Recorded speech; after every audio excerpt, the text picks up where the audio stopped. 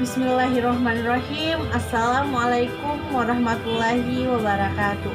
Perkenalkan, nama saya Santi Riani, mahasiswi Universitas Muhammadiyah Kendari, Fakultas Keguruan dan Ilmu Pendidikan, Pendidikan Guru Anak Usia Dini. Baiklah, di sini saya akan mempresentasikan proposal saya yang berjudul upaya guru dalam mengembangkan pembelajaran sains di pendidikan anak usia dini di TK Nur Hidayah Kendari, Kecamatan Mandonga, Kelurahan Anggilou.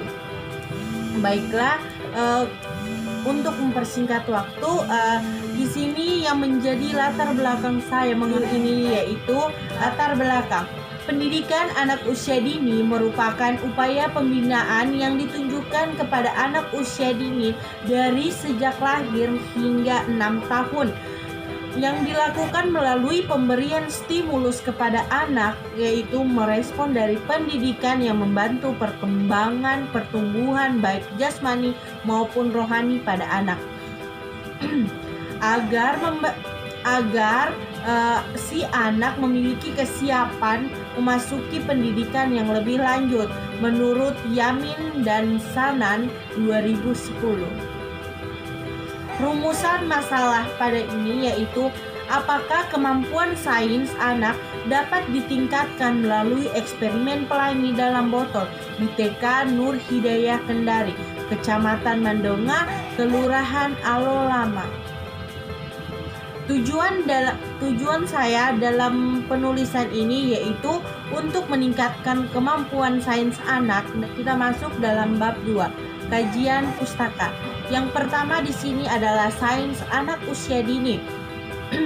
Sains anak usia dini yaitu di sini dikatakan bahwa sains anak usia dini menurut Carson seperti yang dikutip dalam Nugraha Ali adalah sains bagi anak-anak adalah sebagai sesuatu yang menakjubkan, sesuatu yang ditemukan dan dianggap menarik, seperti memberi pengetahuan atau merangsang untuk mengetahui dan menyelidikinya, sehingga anak dapat mengetahui apa yang ada pada pembelajaran sains tersebut, sehingga kemampuan anak semakin meningkat dalam pembelajaran sains itu sendiri.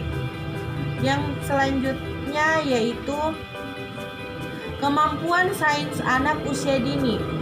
Pada dasarnya, sejak anak usia dini, manusia adalah memiliki kecenderungan kemampuan berpikir kritis.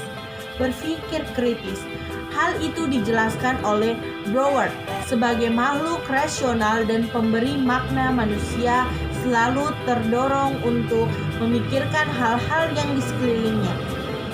Perkembangan pengetahuan alam di sekitar sains pada anak usia dini dapat dilihat dari kemampuan dalam menyebutkan nama objek yang ada di sekitarnya, menjelaskan tentang peristiwa yang terjadi dan yang akan terjadi, seperti hal-hal lainnya.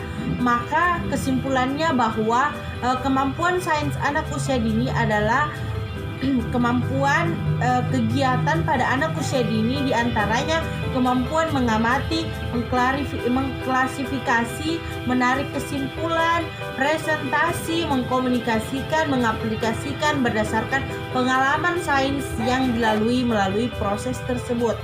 Dalam eksperimen ini, anak akan meningkatkan kemampuan sainsnya, di mana kemampuan di sini akan menunjukkan dan membentuk karakter anak untuk rasa ingin tahunya itu tercapai. Yang selanjutnya, pembelajaran sains pada anak usia dini. Semua anak memiliki potensi untuk menjadi seorang saintis.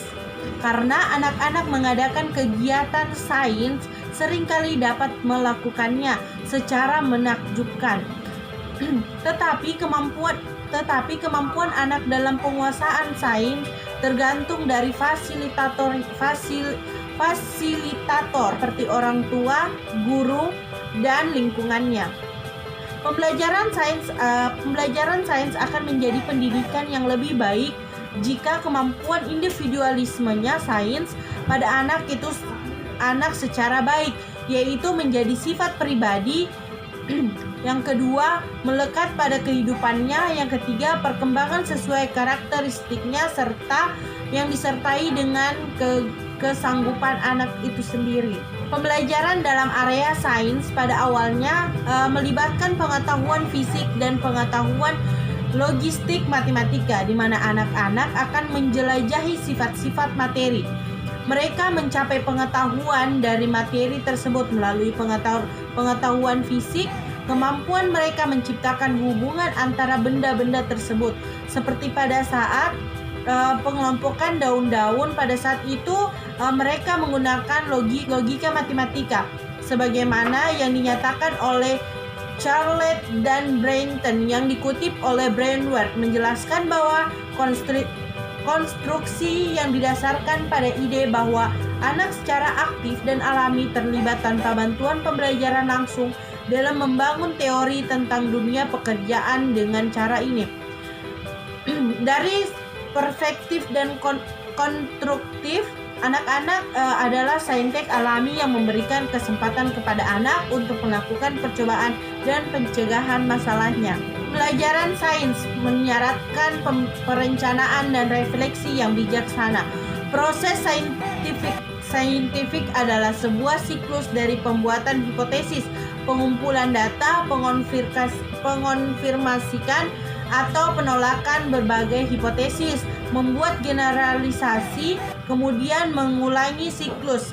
Keterampilan dasar yang digunakan dalam saintek mencangkup pengamatan, pengelompokan, perbandingan, pengukuran, pengomunikasian, dan melakukan eksperimen yang berhubungan dengan sains. Menyimpulkan dan mengaplikasikan proses eksperimen tersebut.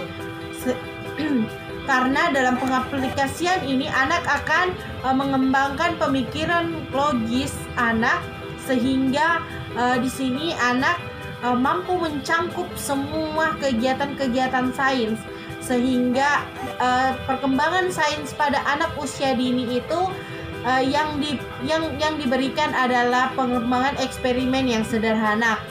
Menurut kita adalah perkembangan sains eksperimen yang sederhana, tetapi menurut mereka adalah percobaan yang merupakan rasa ingin tahu mereka akan eksperimen tersebut tercapai, sehingga mereka dapat menjelaskan secara meluap, menceritakan kepada teman-temannya bagaimana cara dia melakukan, sehingga menyelesaikan tugas apa itu yang diberikan oleh gurunya setelah eksperimen, menjelaskan proses-proses eksperimen kepada guru dan teman-temannya, sehingga di sini bahwa anak juga lebih bisa bersosialisasi dengan temannya, lebih berani untuk menjelaskan kepada teman-temannya. D. Keterampilan proses. Beberapa ahli memberikan pengertian tentang keterampilan proses IPA. Antara lain, menurut Iskandar adalah keterampilan yang dilakukan oleh ilmuwan, diantaranya mengamati, mengukur, menyimpulkan, dan variabel, merumuskan hipotesis, membuat grafik, tabel data, definisi, dan melakukan eksperimen. Yang dilakukan pada anak usia dini yaitu eksperimen yang ditekankan kepada mereka. Keterampilan proses ini tidak tumbuh dan bekerja sama secara optimal, tetapi perlu dilatih agar pertumbuhan dan perkembangannya itu baik. Melalui kegiatan-kegiatan sains yang dilakukan, anak akan menghayati proses ilmiah, sehingga dapat dikatakan keterampilan proses anak akan lebih berkembang dan terlatih. Sehingga ketika kita sebagai seorang guru menerapkan sains kepada anak, apalagi dalam kegiatannya dalam kegiatan seminggu sekali bereksperimen, di situ perkembangan anak akan terus terlatih, sehingga mereka terbiasa melakukan eksperimen-eksperimen lainnya yang dapat membuat mereka mengetahui mengetahui bagaimana proses sains tersebut. Guru juga dapat merencanakan berbagai kegiatan aktif yang dapat mengembangkan keterampilan proses. Hasilnya, anak akan lebih mampu menerapkan keterampilan proses itu dalam kehidupan sehari-hari. Para ilmuwan dalam menentukan suatu fakta atau teori tersebut melalui tahapan-tahapan kegiatan tersebut yang disebut dalam proses kegiatan ilmiah yang menumbuh kembangkan sikap ilmiah sehingga terbentuknya produk ilmiah yang ilmu pengetahuan alam atau sains yang menjadi dasar dan melahirkan kemajuan-kemajuan teknologi yang bermanfaat bagi kelangsungan hidup manusia. Bab 3. Metode penelitian. Yang pertama, jenis penelitian. Sebagaimana tujuan penelitian yang saya lakukan yaitu untuk meningkatkan kemampuan sains anak usia dini di TK Nur Hidayah Kendari, Kecamatan Mandonga, Kelurahan Alolama. Jenis penelitian yang saya ambil yaitu penelitian tindakan kelas. Menurut Ari Kunto, Suharjo, dan Supardi 2013-3, PTK adalah suatu pencermatan terhadap kegiatan belajar berupa sebuah tindakan yang sengaja memunculkan dan terjadi dalam sebuah kelas secara bersamaan. Tindakan tersebut guru ataupun dengan arahan dari guru yang dilakukan oleh anak didik. Yang kedua, lokasi penelitian. Tempat penelitian. Penelitian ini dilakukan pada anak kelompok B di TK Nur Hidayah Kendari, Kecamatan Mandonga, Kelurahan Alolama. Waktu penelitian. Kegiatan penelitian ini dilaksanakan pada bulan Oktober sampai bulan Desember semester ganjil tahun ajaran 2017-2018. Subjek penelitian.